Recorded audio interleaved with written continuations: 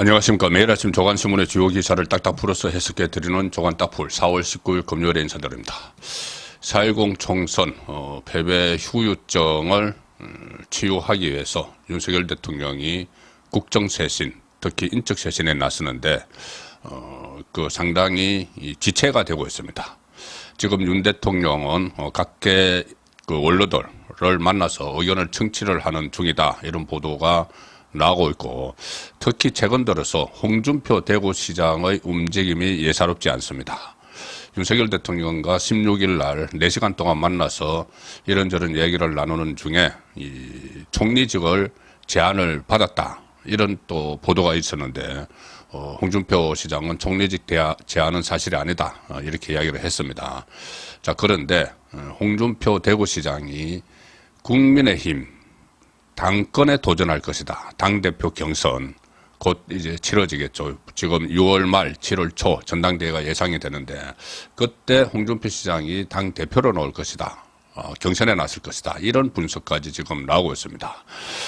자, 일단 오늘 동아일보와 중앙일보 정치면 기사입니다.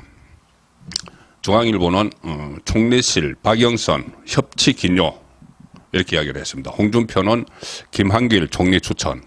동아일보는 윤, 홍준표, 건영세 만나 총리 인선 고심, 비서실장에 또 정진석 등 물망, 여러 사람이 지금 오르내리고 있죠.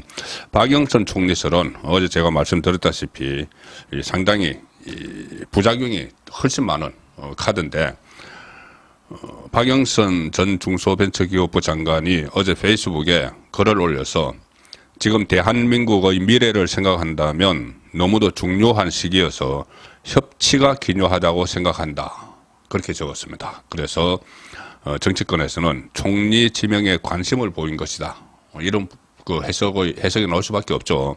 그런데 반면에 총리직을 제안하더라도 받기 어려운 상황을 애들로 표명한 것이다.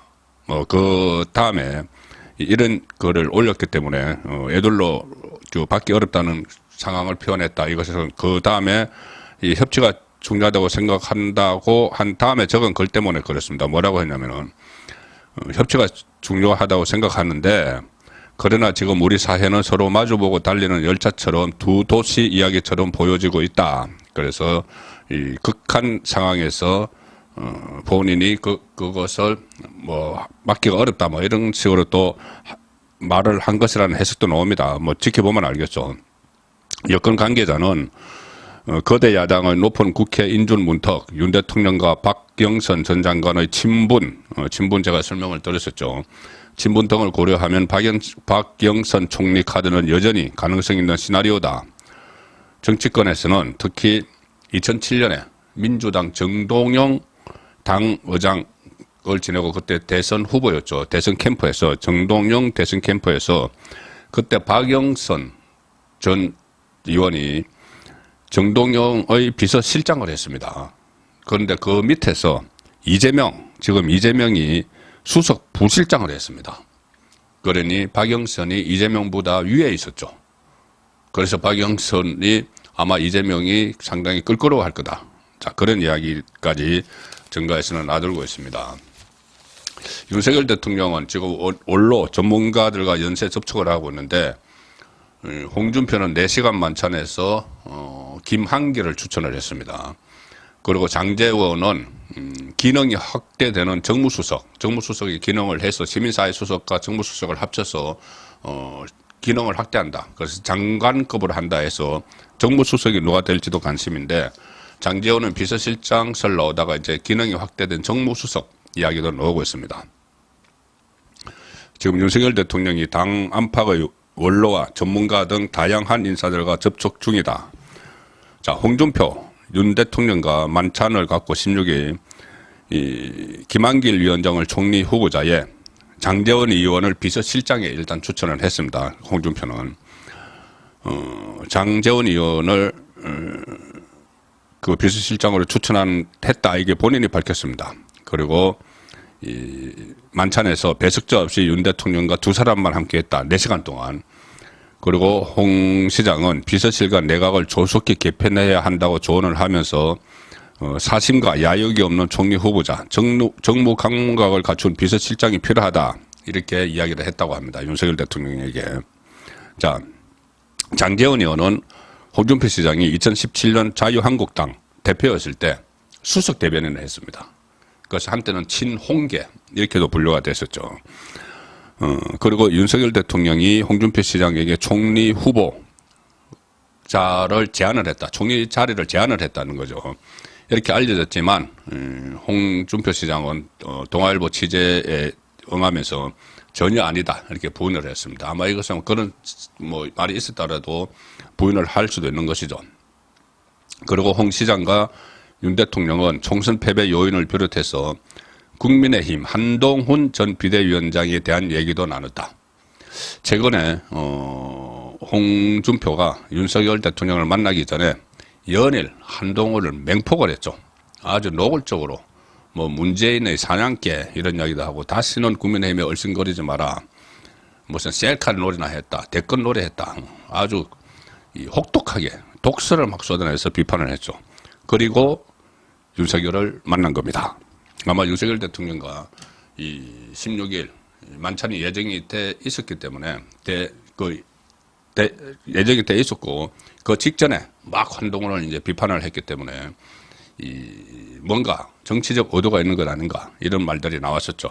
단순히 어떤 차기 대권 경쟁자여서 그렇다 이런 분석이 주를 이뤘는데 3년 후의 대권보다 당장 한 3개월 후의 이 당권 경쟁을 위해서가 아닌가 그런 분석 기사가 오늘 하나 나왔습니다. 자, CBS 노컷 뉴스 인터넷판 기사입니다. 오늘 새벽에 나왔습니다. 한동훈 견제 나선 홍준표 윤 없고 당신 100% 당권 도전 이렇게 되어 있습니다. 윤, 홍 16일 만찬 회동을 했는데 홍준표는 반한동훈 행보의 배경이 무엇이냐. 홍준표가 총선에 당선된 특혜 의원들의 일일이 축전을 보냈다. 그래서 세력화 나서는 것인가. 당원 100% 룰을 찬성을 했습니다. 홍준표는. 그래서 당권에서 홍준표 대 한동훈 빅매치가 이루어질 수도 있다. 자, 이 기사입니다. 6월 말 7월 초 전당대회가 실시가 되는데 한동훈에 대한 친윤계의 견제가 점점 수면 위로 떠오르고 있는데 특히 이 홍준표가 윤 대통령과 만찬을 하면서 친윤계와 급격히 가까워지고 있다. 그 친윤계의 핵심은 지금 장제원이죠. 장제원은 한때 친홍이었죠. 친홍준표. 그런데 홍준표가 그 장제원을 비서실장으로 추천했다는 겁니다. 자, 그래서 친윤계와 홍준표가 급격히 가까워지고 있다. 그래서 홍준표가 윤 대통령의 어중을 등에 업고 반한동훈 연대를 형성해서 당권에 도전할 수 있다는 전망도 나온다. 페이스북에 어제 이렇게 썼습니다. 홍준표. 당원 비율을 둘러싼 전당대회 룰 개정 문제에 대해서 당대표 선거는 당원 투표 100%를 하는 게 맞아 보인다. 이렇게 밝혔는데 이것은 국민의힘 전통적 지지 세력은 윤석열 대통령에 대한 선호도가 여전하기 때문에 이를 염두에 둔 셈법이다. 그러니까 윤심을 등에 업고 당원 100%로 해서 당권에 다시 도전. 홍준표는 2번 당대표를 했죠. 이제 세 번째 만약에 하게 되면 세 번째인데 이 홍준표 현역 지자체장이라는 이 장애물이 있는데 뭐 지자체장이라고 해도 당대표를 하는데 제약은 없습니다. 일단 과거에 민주당에서 기초단체장이 최고위원도 하고 했었죠. 다만 이제 당대표까지 하면은 이 당에 상주를 해야 되는데 대구시장 역할까지 같이 할 수 있을 것인가. 그 문제는 또 별개로 논쟁이 될 수가 있습니다. 용산 만찬은 그러니까 윤석열 대통령과 홍준표 시장의 만찬은 한동훈 전 위원장 쪽과 기싸움이 격화되는 가운데 이루어졌다. 홍준표와 한동훈.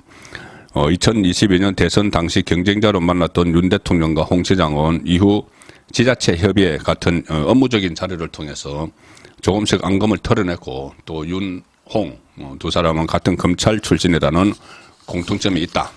그래서 이 홍 시장을 한동훈에 대한 대항마로 보는 시각도 생겨나고 있고, 윤 대통령 입장에서는 집권 말에 권력 누설을 조금이라도 막기 위해 당내 우군이 필요하고, 홍 시장도 친윤계의 지원 사격에 당권을 잡는 데 성공하면 이를 발판 삼아 차기 대권까지 노려볼 수 있다. 윤 대통령 그리고 홍준표 시장 서로의 필요성이 있다는 이야기입니다. 홍준표는 대구 경북 지역위원들과 접촉면을 넓혀가고 있다. 지금 대구 경북 의원들 사이에서 홍준표에 대한 불만이 상당했습니다. 그 뭐 독선적으로 시장이 국회의원들을 마치 뭐 부하 다루듯 한다 이런 말까지만 나올 정도로 불만이 상당했는데, 이 홍준표가 부쩍 대구 경북 의원들과 접촉면을 넓혀가고 있다. 이 대구 경북의 책임 당원이 전체의 한 40%에 가깝죠. 그래서 상당히 만약에 당권에 도전한다면 그 TK 의원들의 표심이 상당히 중요하다는 의미가 됩니다. 그런데 다만 이제 한동훈 전 비대위원장에 대한 견제 움직임이 좀 있지만, 총선 과정에서 생긴 팬덤은 홍준표 당권 도전에 큰 부담이다. 총선 직후 국회 헌정회관 앞에는 화환들이 막 들어서고 있죠. 한동훈 응원하는 화환들.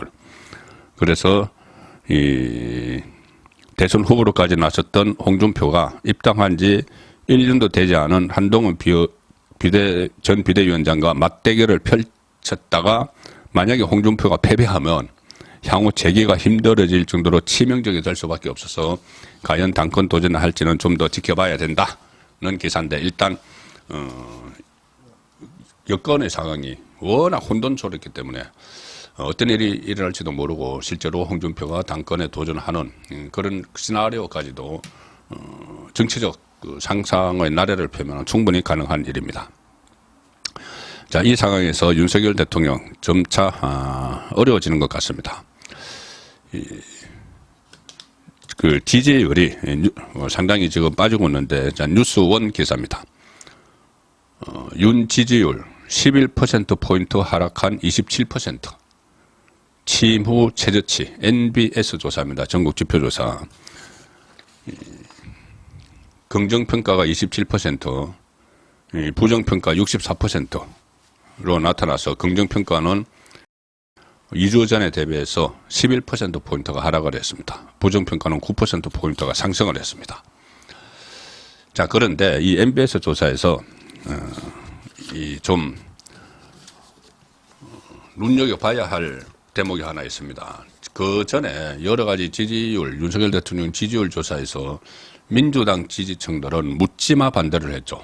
윤석열 대통령이 무슨 일을 하든 지금 2년 내내 윤석열 대통령에 대한 지지율, 민주당 지지층이 윤을 지지하는 비율은 5% 안팎이었습니다. 그 전에 문재인 대통령 시절에는 지금 그때 미래통합당 지지자들이 이 지지를 한 30-40%까지도 막 보냈습니다. 그 문재인이 잘 하느냐 못하느냐에 따라서. 근데 지금은 윤 대통령이 어떤 일을 하든지 민주당 지지자들은 한 5% 안팎의 지지만 보냅니다. 묻지마 부정이죠. 자, 그런데 저 심한 집단이 나타났습니다. 조국 추종자들이죠. 조국 추종자. 이 MBS 조사에서 내가 조국당을 지지한다고 응답한 응답자 중에는 윤석열 대통령을 긍정평가한 그 비율이 단 1%입니다. 1%. 그 중에서 잘하는 편이다가 1%고 매우 잘하고 있다는 제로. 응답자 전체 제로. 이 조국 지지층이 한 130명 정도 표집이 됐다고 하는데 매우 잘하고 있다는 0%. 부정평가는 98%. 잘못하고 있다 20%. 매우 잘못하고 있다 78%. 민주당 지지층은 그 6%가 잘하고 있다. 조국당은 1%만 잘하고 있다. 윤석열 대통령의 국정 운영을 신뢰한다. 전체 31%인데 조국당 지지층에서는 3% 신뢰한다. 신뢰하지 못한다. 97%. 자, 이렇게 이 역대 최악의 팬덤이 지금 나타나고 있지 않는가. 조국 추종자들이죠. 조국 추종자들. 조국을 맹목적으로 그 지지를 하고 좀 그 전에 조민, 딸 조민에게 좀 열광하는 그 사람들, 정경심에게 영치금을, 감옥에 있는 정경심에게 영치금을 2억 4천만 원이나 보내는 그 사람들,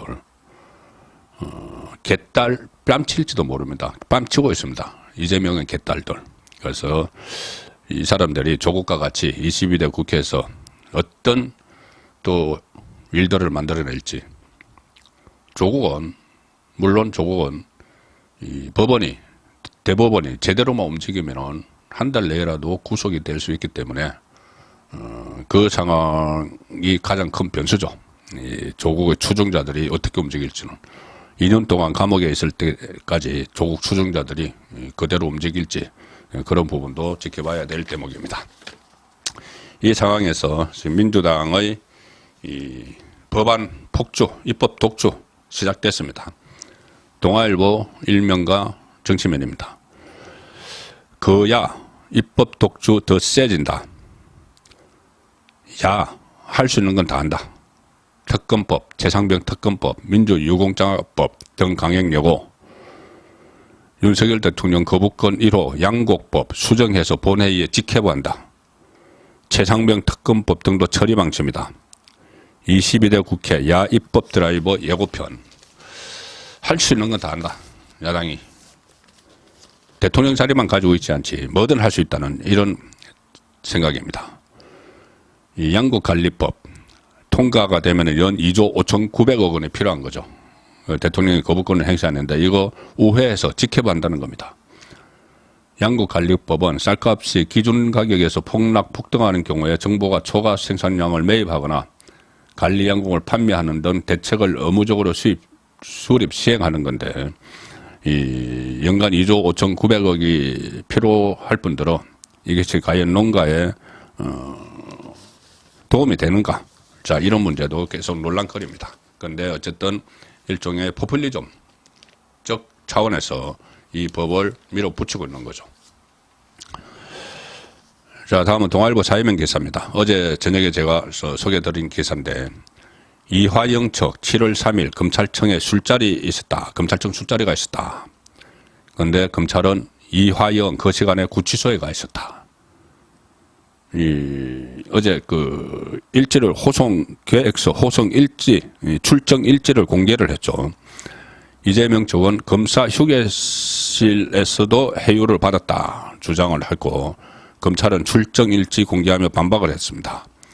연어 배달자, 연어를 막 갖다 놓고 뭐 술판 벌였다. 연어 배달자로 지목된 쌍방울 측 직원은 사실이 아니다. 그런 일은 없었다. 부인을 했고 민주당은 어제 하루 종일 수원지검, 대검, 또 수원구치소 한 30명이 떼를 지어서 국회의원과 당선자들이 구호를 외치고 지검장 나와라 소동을 벌였죠.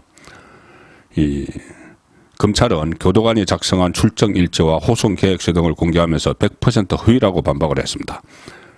이 술자리를 처음에는 그 무슨 6월 그 말에 가졌다고 했다가 7월 1일에 가졌다고 했다가 7월 3일에 가졌다고 했다가 다 계속 바뀌는데 장소도 창구 검사실 옆에 창구에서 했다고 했다가 뭐 녹화실에서 했다고 했다가 또 검사 휴게실에서 했다 계속 바뀌고 있죠. 그런데 이 검찰이 제출한 출정 일지를 보면은 어느 날에 했던지 간에 술 먹었다는 그 시간에는 이화영은 이미 구치소로 돌아간 시간이었다. 자, 어쨌든 이재명에 대한 구속영장과 연관이 되어 있기 때문에 민주당은 때를 쓰고 있는 그 상황이 계속 벌어지는 것 같습니다. 마지막 소개해드릴 기사는 조선일보 정치면 기사입니다. 투표할 때 가장 영향 미친 요인은 물가였다. 총선 분석, MBS 조사에서 어떤 게 영향을 미쳤느냐. 지난번 투표 때, 총선 때 물가 등 민생 현안이 30%, 정부 여당 심판이 20%, 막말 등 후보자 논란이 11%, 야당 심판이 10%, 의대 정원 문제가 8%, 호주 대산 논란 5%, 공천파동 2% 이런 식으로 영향을 미쳤다고 응답자들이 대답을 했습니다. 4월 19일 보내드린 조간 딱풀이었습니다.